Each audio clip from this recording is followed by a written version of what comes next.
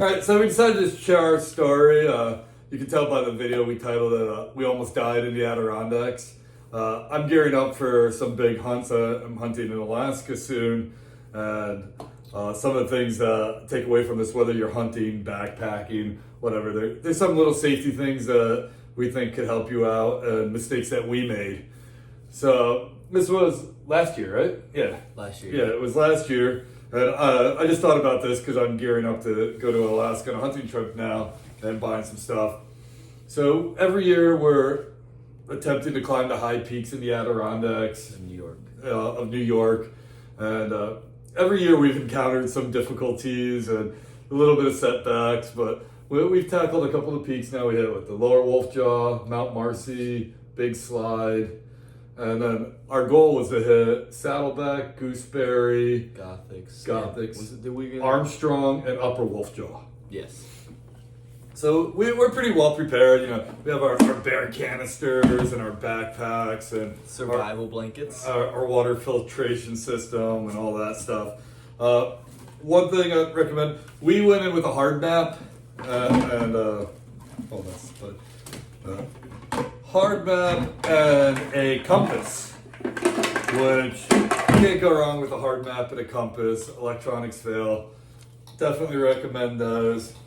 But anyway, so our plan was we were gonna hike in from the garden.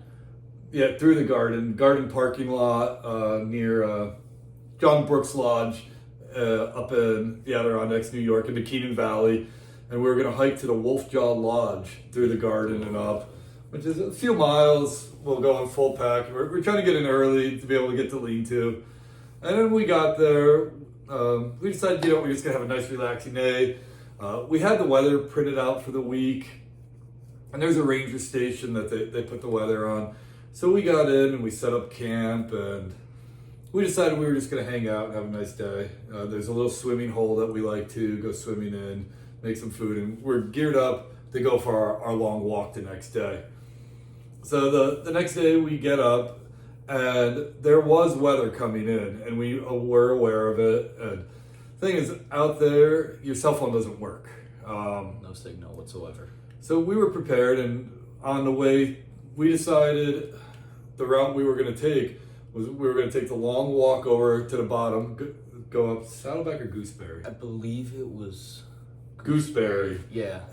So I think it was about 8 miles, if I'm not incorrect, to Gooseberry. Go up. We're going to go up Summit, Saddleback, come back down, and then go up through the Gothics. And then, Armstrong, Upper Wolfjaw, and back down to the Wolfjaw lean-to where we were staying.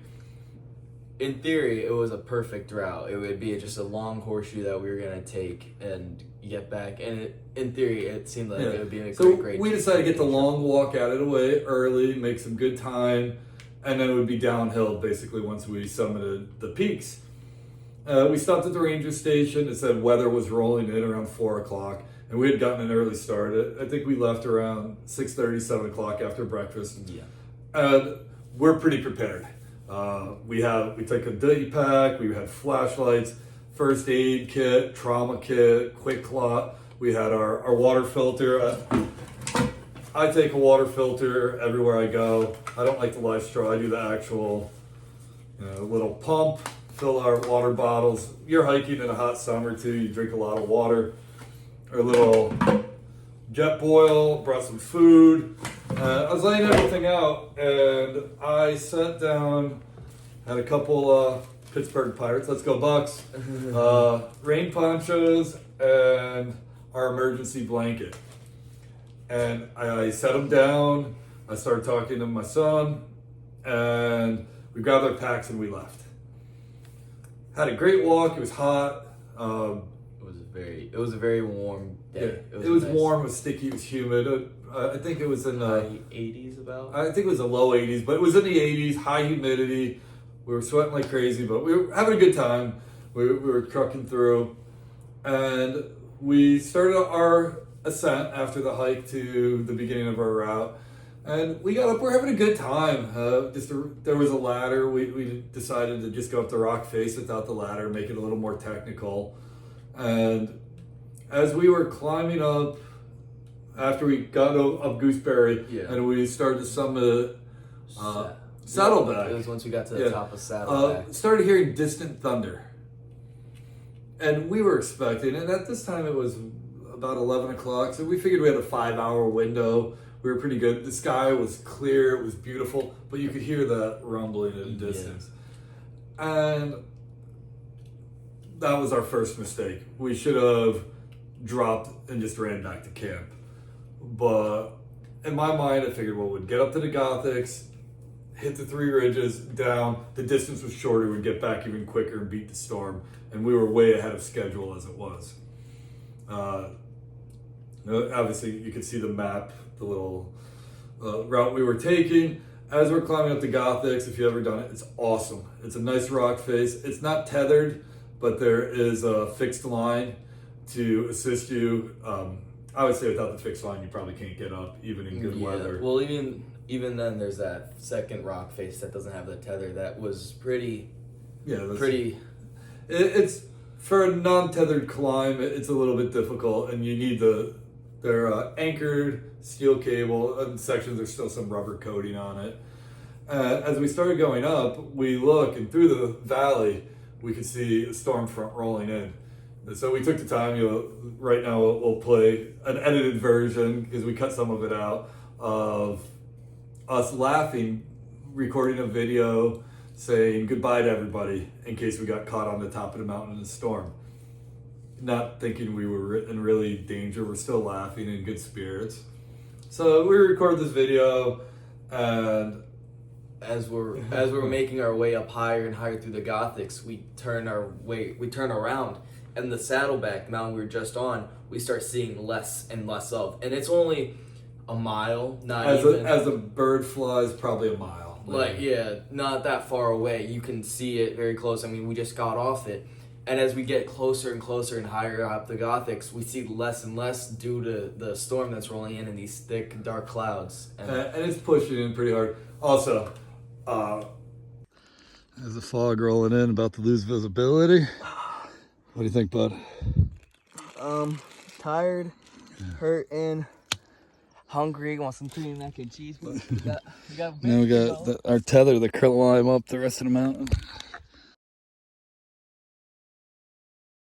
Well, just in case, this is our last video ever.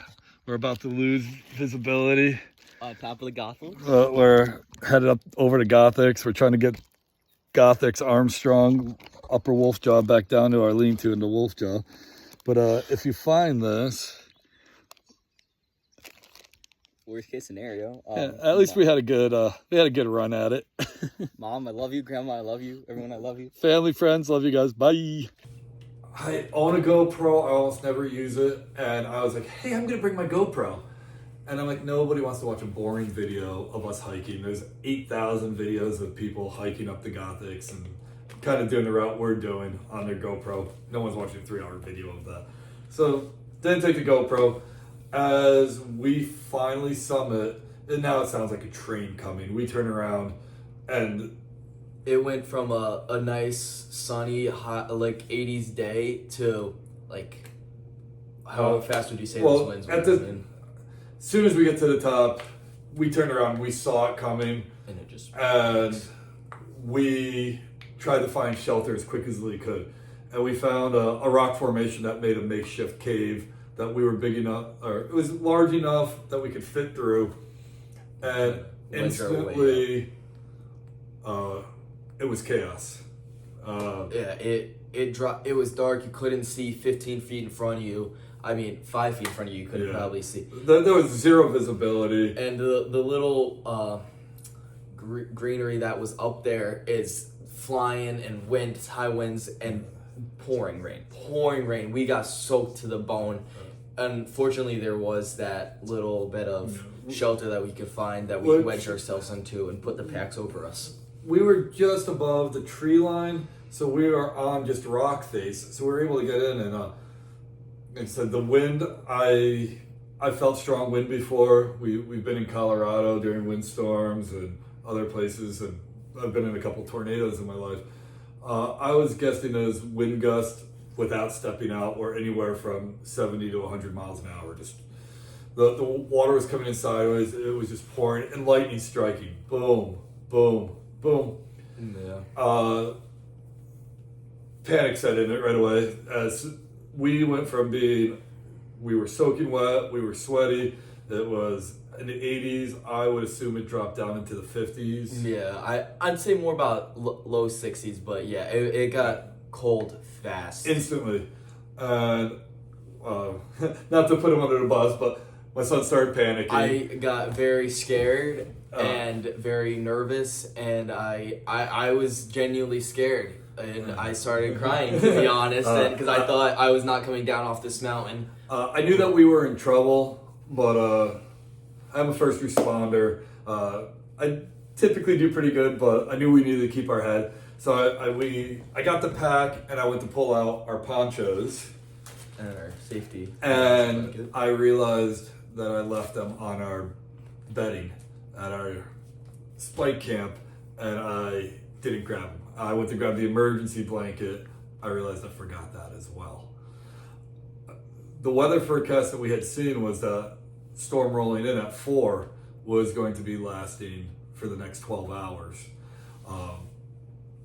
We were cold, we were wet, and the storm was, it was bad.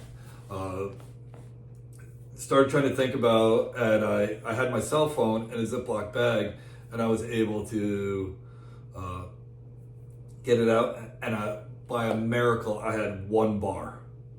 And we were just high enough that somewhere I got a cell phone, and I was able to get a call out to my girlfriend, who was like, "Hey, what's going on?" And I'm like, "Listen, stop. I don't know how long my signal's gonna last.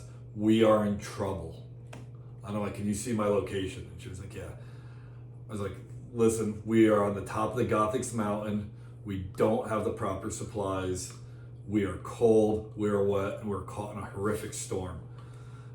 And I said, I just like, "Listen, can you tell me what do you see on the weather?" And she got on, and she's pretty tech savvy, and within a minute she said, "Listen, I'm looking at the Doppler right now, the radar. You are in the middle of it." And she said, "But you have a window coming in about 30 minutes. There's gonna be like a 15, not even 15 minute. It was a short window. It looks like it's pushing. There will be a short window." And I said, "All right, listen, we're gonna sit here. We're gonna hold tight. I'll call you back." So I got off the phone. At this point, I'm trying to calm my son. He's crying. He doesn't want to die. And I'm like, I was trying to, "Hey, it's fine. It's fine. This is a great adventure. We're gonna be able to record a YouTube video and tell everybody about it." But honestly, I was like, "Uh-oh." And I had some shoulder injuries as the cold started setting in. I started feeling the lactic acid build up, and I'm like, "This isn't good." Everything's soaked now, and we were drinking a little bit of water, and I hooked up the stove, and I was like, "Hey, let's eat some mac and cheese, cook a little bit." And we're at this point now, the water would start kind of coming around the rocks and pooling up, and made a little stream underneath us. And so we're kind of holding the pack, and we're squeezed together, and we're literally wedged in, like, feet up on one side of the rocks, back on the other, wedged up facing each other, with the pack on top of us. And like they say, there's no atheist in a sinking ship or a foxhole. So to calm us down, I think, as well as kind of make it feel better, we said a prayer, and as we finished praying,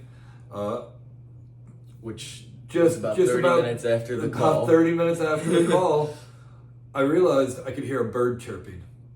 And then I looked, and before, the little cave we were in, that we had about 3 feet from the door, where we couldn't see past those 3 feet. Because now I could see about 10 feet out, where I could start to see a little bit of foliage, and it was starting to calm down. So then we started getting stuff together, and I said, "Listen, this might be our break. We're gonna have to go for it."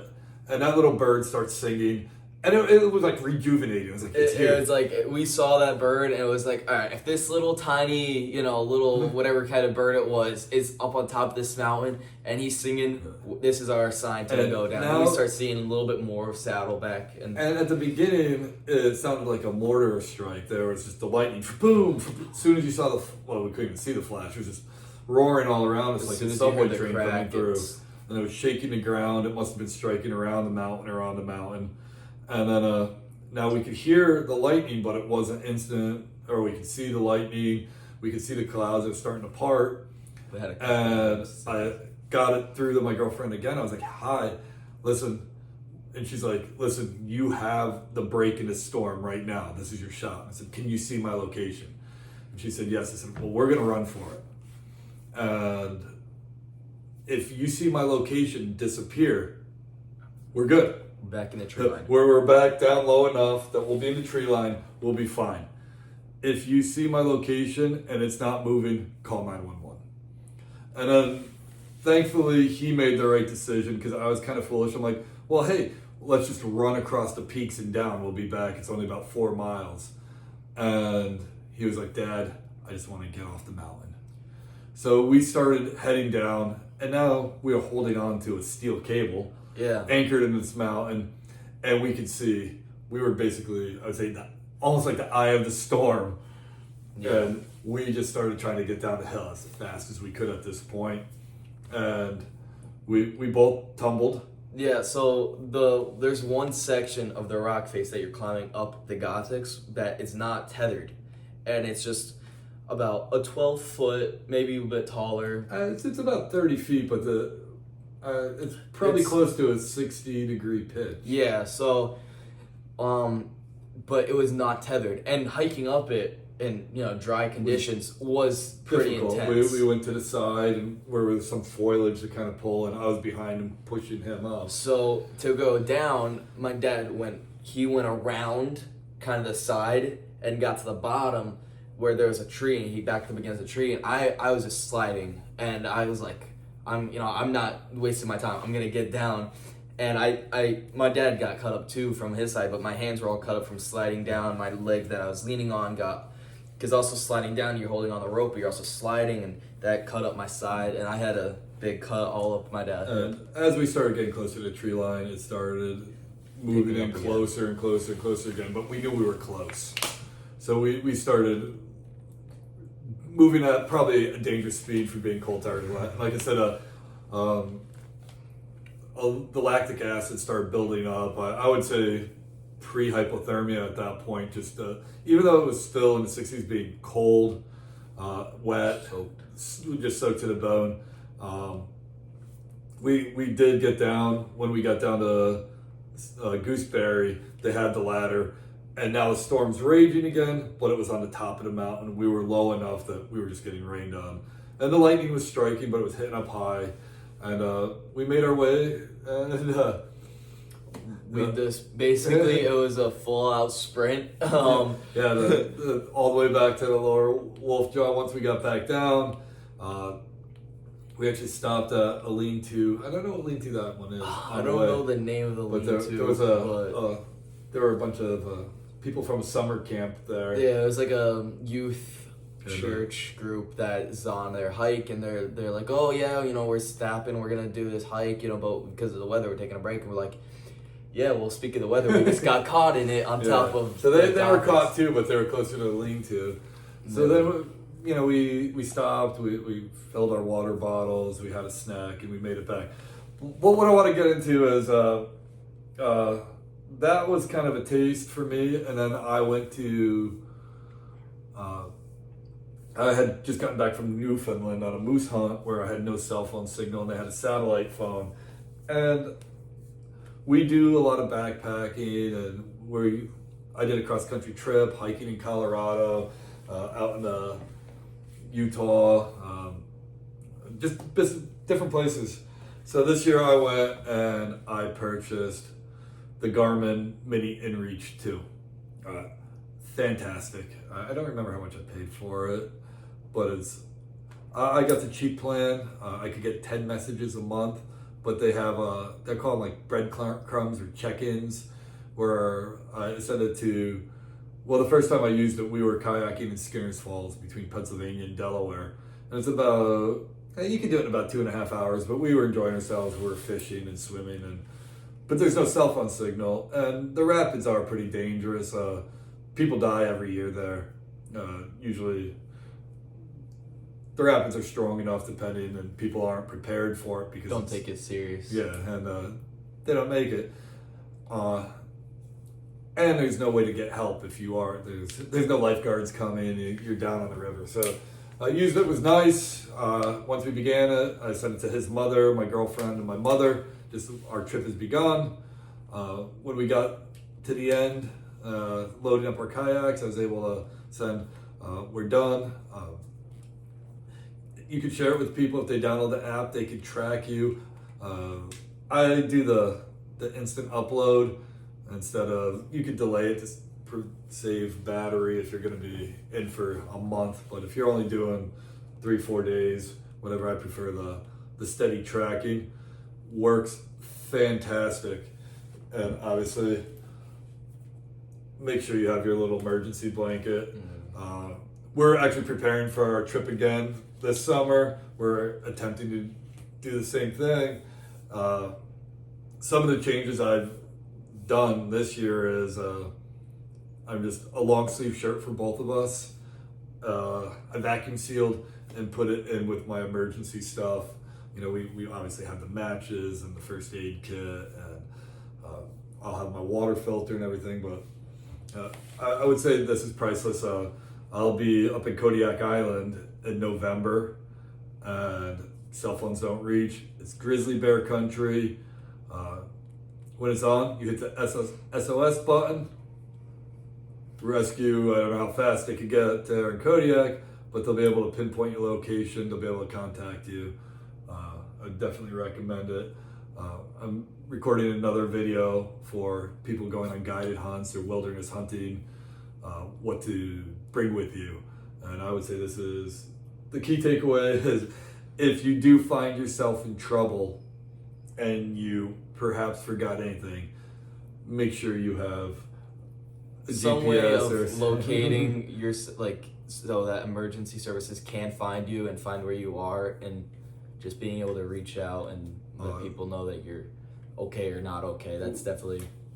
And for any of you watching this who saw the Adirondack hiking and you're familiar with the area, you know your cell phones don't work up there. Sometimes on the peaks you might get that one bar, and that's usually on a clear day. I've never had much luck with cell phones up there. If it wasn't for that little bit of communication, I'm not really sure what we would have done. We might not have even known that there was going to be that break, and Yeah, we would have. I don't know if we would have run for it on the break. We would have went the wrong way. Yeah, so that's really it. Just stay safe, be prepared. Even if it's a quick day hike, you have the weather forecast, you feel confident, you know, you have your bottle of water, your bear spray, and you're good to go. It can turn very suddenly, and you know, we've experienced inclement weather between whiteout blizzards in Colorado, and we got stuck in a forest fire in Colorado. Some pretty gnarly adventures, but two simple things don't add much weight, and they could have definitely made. It would have made a big impact. And as cliche as it is, you know, the better to have it and not need it than not have it and need it. It's very true. Yeah. I mean, if we had our ponchos and an emergency blanket, this is a bigger version than the. But we always carry an emergency blanket too. This is a new one I haven't opened yet. But honestly, we could have stripped off our clothes, wrapped up in this, had the jet boil, made some hot tea, and communicated via GPS. We would have been completely fine. And instead, we were in a very bad situation.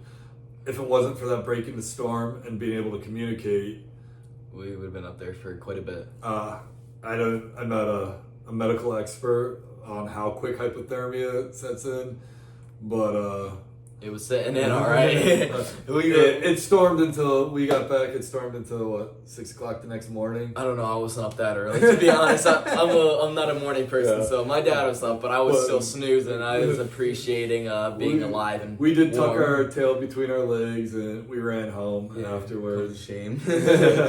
We were broken, bruised, beat up, but we live to see another day. We'll get to try again. So good luck in all your hikes.